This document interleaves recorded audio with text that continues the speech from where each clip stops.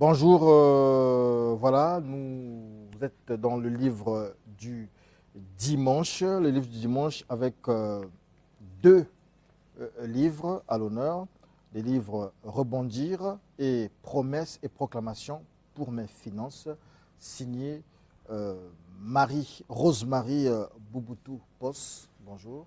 Bonjour chérie.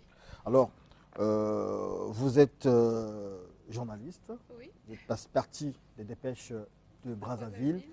pour la BBC Afrique, Oui, en oui. passant par Jeune Afrique, en passant par Les Échos. Vous êtes diplômé de CELSA Paris-Sorbonne. Oui. Vous êtes aussi coach chrétienne et diplômé de Impact École internationale biblique, je pense que c'est ça. Voilà, c'est ça. OK. Et dans vos écrits, euh, généralement, les thématiques qui reviennent, en fait, vous allez en profondeur dans le monde professionnel, dans le monde de la finance, mais toujours avec cet ancrage euh, euh, à Dieu, un ancrage sur la foi. Essayez de nous en dire davantage. Alors, effectivement, donc, comme vous l'avez dit, moi-même je suis chrétienne et dans mon parcours de vie, je me suis beaucoup interrogée sur, voilà, on voit, on a plein de belles promesses qui sont écrites dans la Bible par rapport à l'abondance financière, par rapport à l'abondance dans tous les domaines. Et quand on observe juste autour de nous, on voit que ce n'est pas la réalité que vivent la majorité des chrétiens.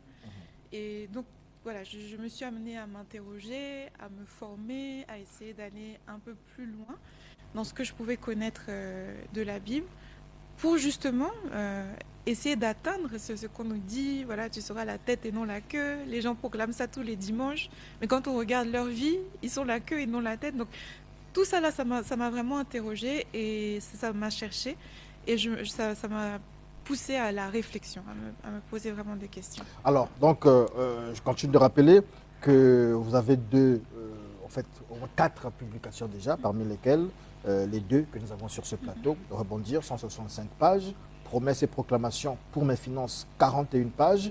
Et sur l'une de ces pages, vous tordez surtout le cou à ce que vous appelez la glorification de la pauvreté. Matthieu 19, versets 23-24. Oui, en fait, parce que je me rends compte que dans le peuple de Dieu, euh, beaucoup de gens ont des problèmes avec l'argent. Il y a même, enfin, beaucoup de gens ont reçu des enseignements comme quoi, voilà, Christ était pauvre, que il s'attache au verset qui dit que c'est difficile pour quelqu'un qui a de l'argent, qui est riche, de rentrer au ciel. On a dit difficile, on n'a pas dit impossible en fait. Et quand on dit, voilà, Jésus était pauvre parce qu'il est né dans une crèche, donc il était pauvre, il n'est pas né dans une crèche parce qu'il était pauvre, il est né dans une crèche parce qu'il n'y avait pas de place à l'hôtel. Et si on réfléchit, ses parents venaient juste de recevoir les cadeaux des rois mages, donc l'or, la myrrhe, l'encens, voilà, des richesses. L'or, ça vaut cher, jusqu'aujourd'hui, ça vaut cher. La myrrhe, ça valait très cher à l'époque. L'encens, c'était des choses de prix. Donc même si peut-être quand il est né, ses parents étaient pauvres, mais après avoir reçu ce cadeau, cette dotation, on peut dire, il n'était plus pauvre.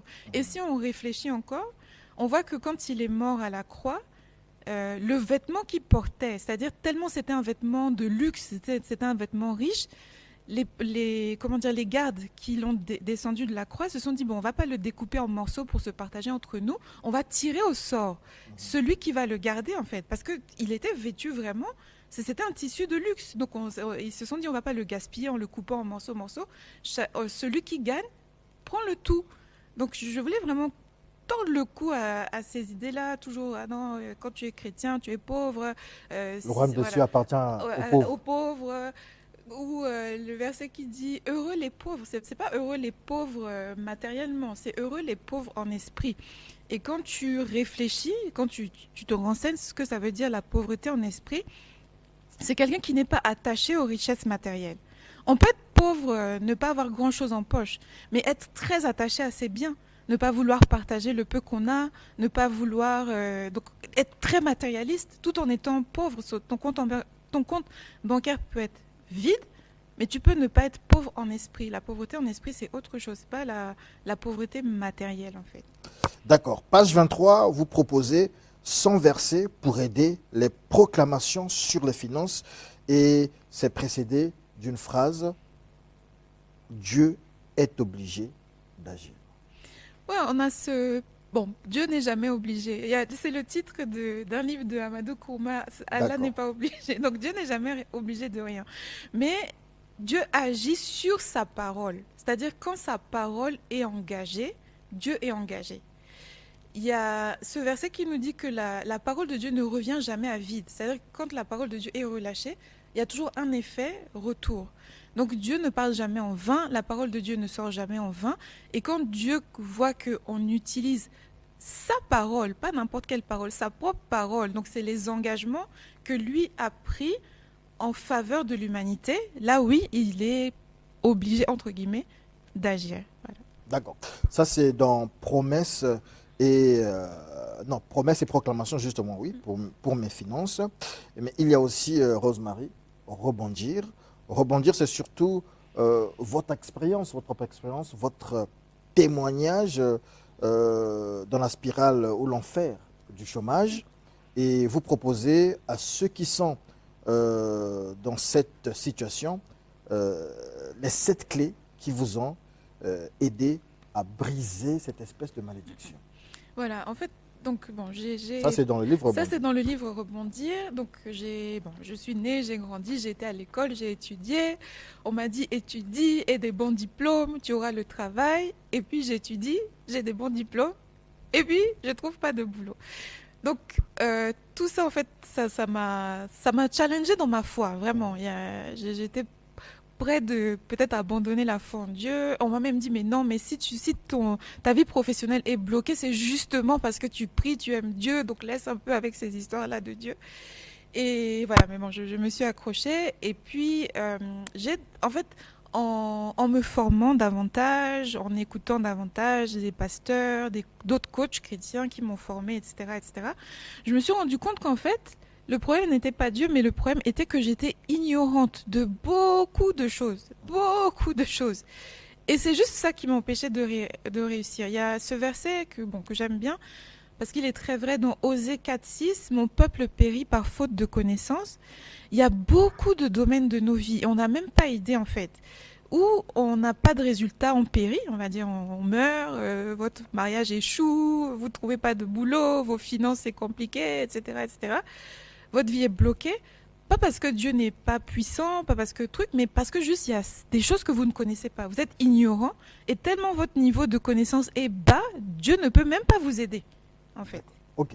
En dernière de couverture, je peux lire ici, lorsqu'on parle de vous, on dit vous êtes passionné du Christ, votre vie a été transformée par la parole de Dieu. Et en parlant des 7 clés, donc 7 comme chiffre, qui vous ont amené à sortir de la spirale de l'enfer du chômage, il y a ce que vous appelez ici bâtir son être grâce à ce qu'on entend. Qu'est-ce que ça dit? Alors, en fait, il y a un verset biblique qui dit que l'homme et telles sont les pensées de son âme. C'est appliqué à quelqu'un qui est méchant, mais c'est vrai aussi pour les personnes qui sont gentilles. On est toujours le résultat. Ce qu'on voit à l'extérieur est le résultat de notre être intérieur. Si vous êtes pauvre matériellement, financièrement, c'est qu'il y a une pauvreté intérieure qui est là. Si, je sais pas, il y a beaucoup de choses en fait. La transformation, le changement vient toujours de dedans vers l'extérieur. Maintenant, ce que l'on entend, quand la Bible dit la foi vient de ce que l'on entend, et ce que l'on entend vient normalement de la parole de Dieu, ce qu'on entend au quotidien, les messages qu'on entend, les prédications qu'on entend, ce qu'on lit, ce qu'on regarde à la télé, etc., c'est ça qui fait la nourriture de notre esprit. Et donc, quand cette nourriture est de la junk food, si vous mangez des hamburgers spirituels, du Coca-Cola, vous buvez du Coca-Cola spirituel, vous êtes en train de détruire votre être intérieur. Maintenant, si vous donnez à votre esprit de bonnes choses à manger, vous allez aussi bâtir un être intérieur qui est fort, qui est sain, qui est en bonne santé, etc. L'une des 7 clés, travailler, prospérer là où vous êtes planté pour le moment. Voilà.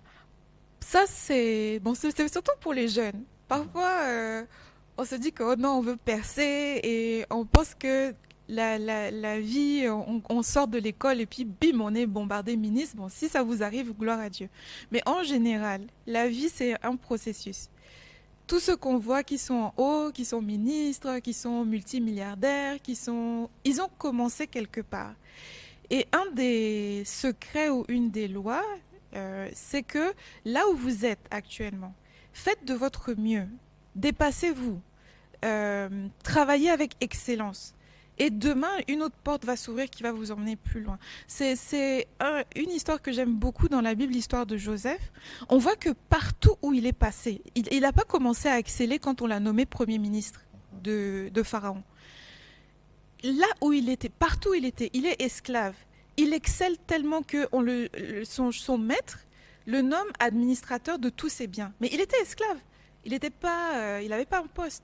Quand il atterrit en prison, là pareil, il excelle tellement dans la prison qu'on le nomme chef des prisonniers. Donc il a commencé à manifester l'excellence avant son positionnement élevé de Premier ministre. Et c'est d'ailleurs ça qui l'a conduit au poste de Premier ministre. S'il avait été médiocre comme esclave, médiocre en prison, médiocre partout où il passait, le temps de l'élévation n'allait jamais arriver en fait. C'est ça où je dis, commencez déjà là où vous êtes. Peut-être ce n'est pas le job de rêve que vous avez voulu depuis votre naissance, mais là où vous êtes, faites votre maximum, soyez excellent et l'élévation va venir derrière. Merci beaucoup Rose-Marie Bouboutou Pos d'être passée ici dans Studio 210 pour le livre du dimanche. Nous avons parlé justement de rebondir, donc se relever pour réussir, les 7 clés du royaume pour la réussite professionnelle et de promesses et proclamations pour mes finances. Ce sont vos signatures. On rappelle aussi qu'en 2021, vous avez été cité parmi les 500 Africains les plus influents. Vous avez reçu la même année du Studio 210, donc le trophée panafricain de l'excellence, et vous avez reçu aussi le prix mondial de l'économie solidaire en 2021. Ça, c'était où?